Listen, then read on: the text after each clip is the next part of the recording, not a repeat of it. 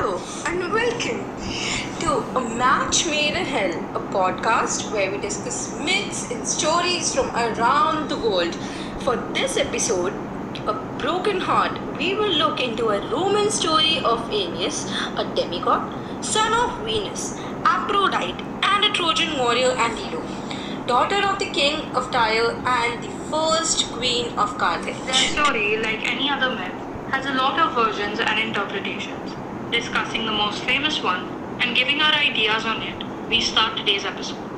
The first mention of Aeneas is in the Trojan War. Though our story starts after it ends, Aeneas and his group, known as the Dardanians, left for Italy so he could establish Rome on the way there due to storm. They had to land in Carthage. One thing you should know about is that Juno hated his guts, primarily because he was a Trojan, and in order to spite him, she wants him to stay in the city. Juno has a liking towards the city, so she didn't want him to establish Rome because she knew it might hurt Carthage.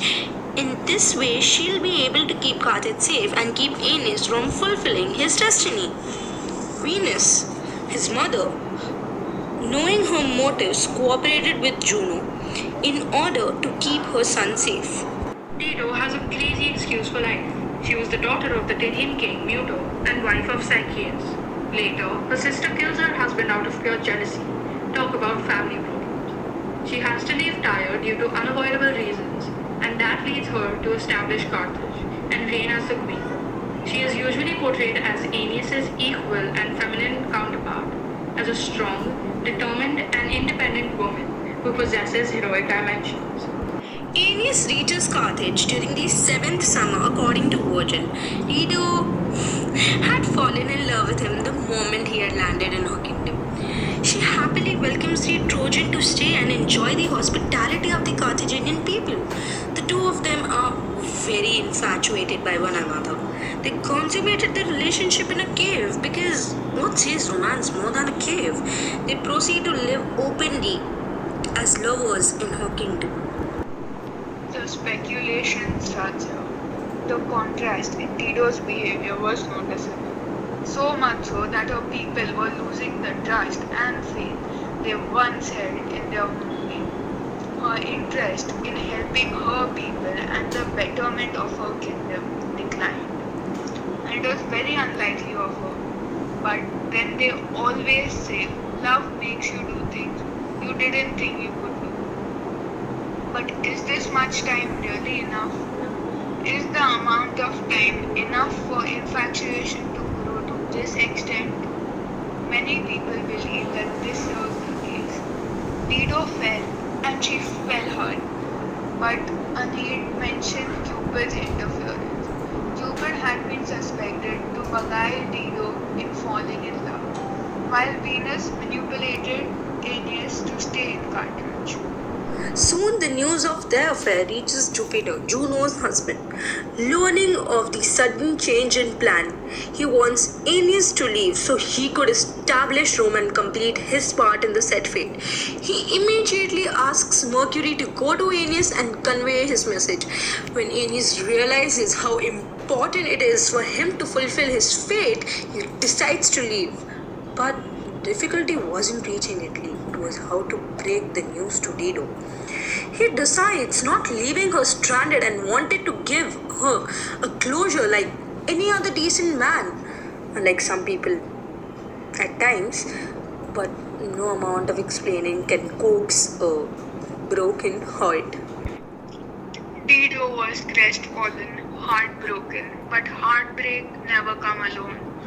And without a doubt, this time it came with rage and fury. Rage and fury are not very different from love and infatuation. Could you mind? The rationality is long forgotten. The feeling overwhelmed Dido. She was hurt, and the pain showed itself as anger. In the building pain, she burned the belongings left behind by Aeneas, trying to burn her memory of him to the ground.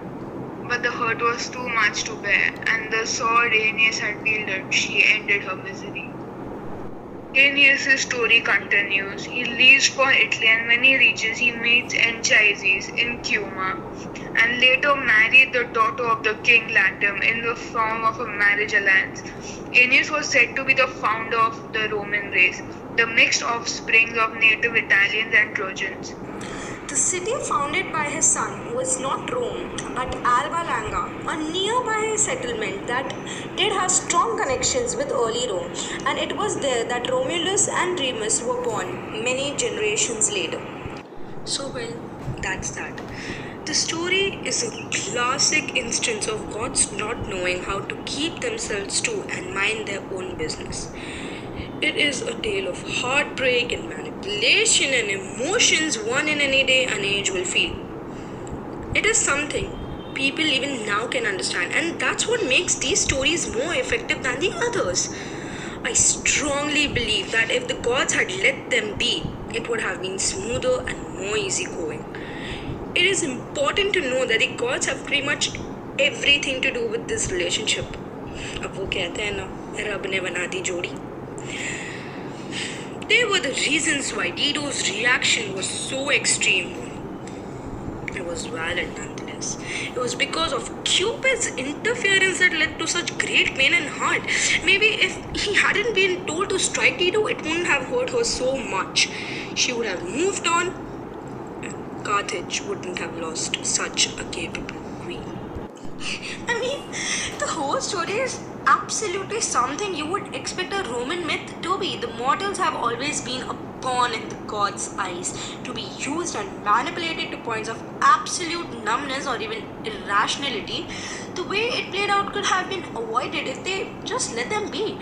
The time Aeneas spent in Carthage was too short for any feeling to have developed to those depths.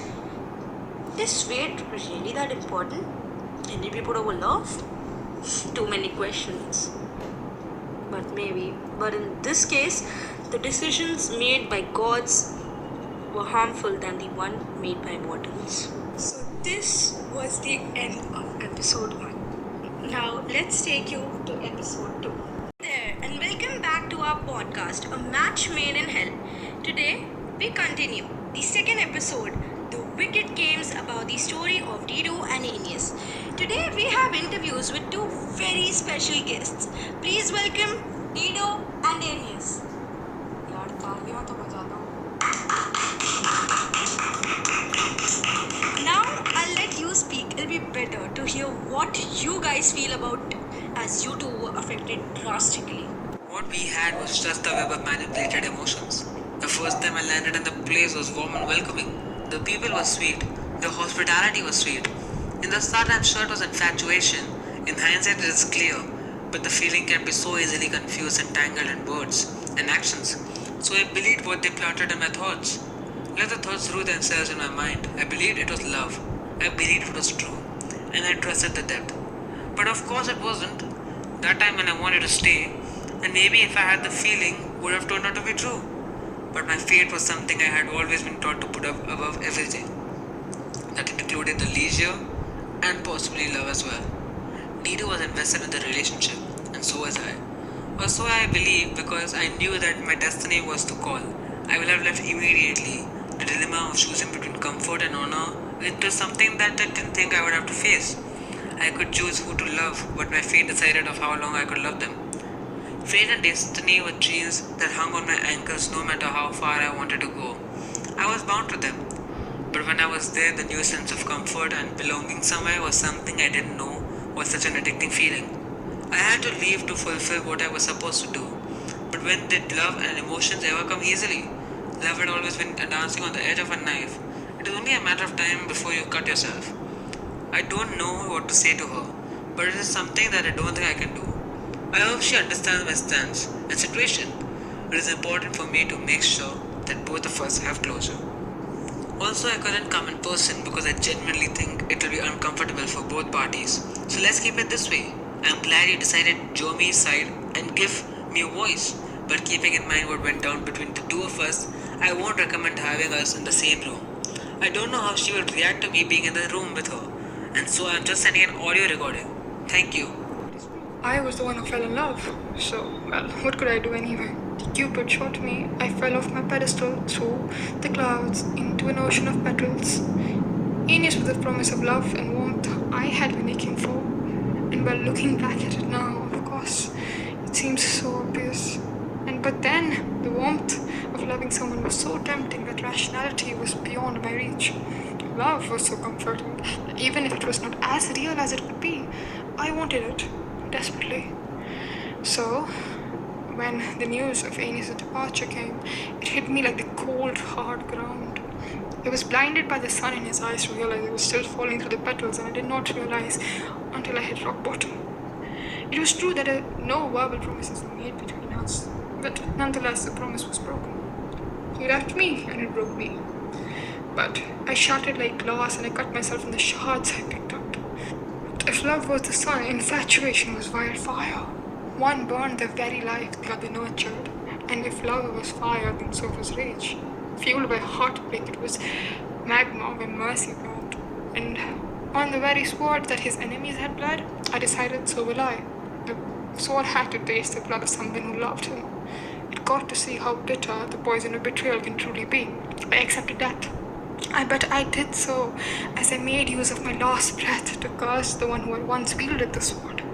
But now, sitting over here, I see how it was a little too much, so to say. I wish that I could see how the gods played me back then. I was blinded by hurt. What was I to do? They twisted my feelings the way they wanted and they tugged me in so many different directions, just like they did to him. We were puppets in a big scheme of things. I don't believe it was Aeneas' fault anymore. He was cursed by fate, and I by love. It is known that love and faith go hand in hand, so I don't want to throw the blame on him. It was important I understood his side. But now I understand that we both were victims of something so much more complex. I'm glad I could come here today. I think we both got the closure we desperately needed.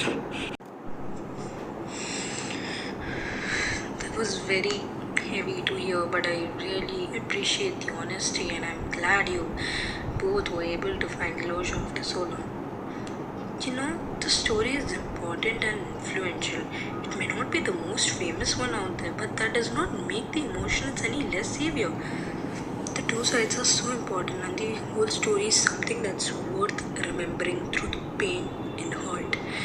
Infatuation is measured in pleasure, and love is measured in pain. I will leave it to our listeners to decide where temptation ends and love begins. I think it is so time to wrap it up and say a goodbye to this story, to this episode, to this chapter. Thanks for your support. Thank you for being a patient listener. Until I see you next time. Tata.